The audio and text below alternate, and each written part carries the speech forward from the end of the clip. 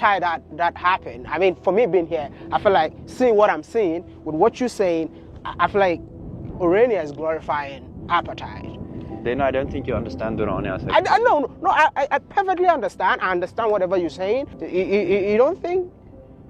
In the Great Trek, in the wars, many of our people were killed by leaders like Dingaan and Shaka. And you know, and there's the issues with the previous regime as well. So our question now is, are we going to hold this as a tit-for-tat game forever?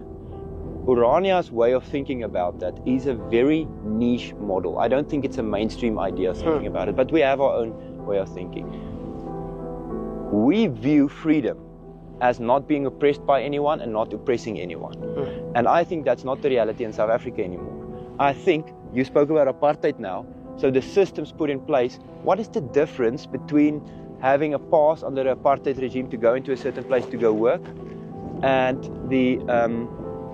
now swiping an ID card to get into a luxury estate to do people's work? What's the difference? Were you still living in the township? What is the practical difference? So are you saying that apartheid still exists in South Africa today? I think the economic equalities based on race in South Africa still exist.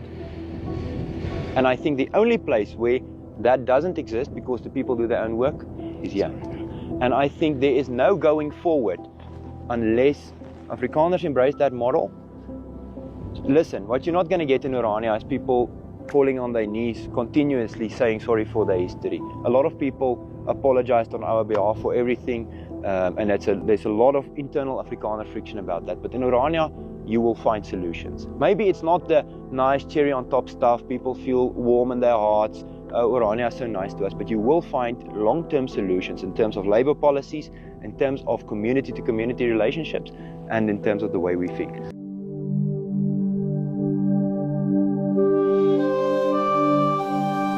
Listen, I might not agree with the ideologies of the people living in Orania in certain aspect, but I believe that what they've done in here is super impressive, and I feel like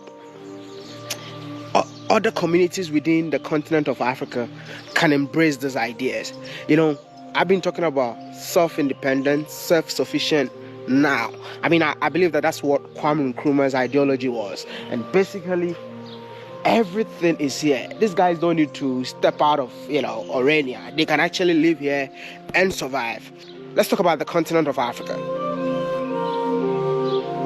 When COVID happened, most of us could not even survive because we just depended on the West. We're dependent on China for survival.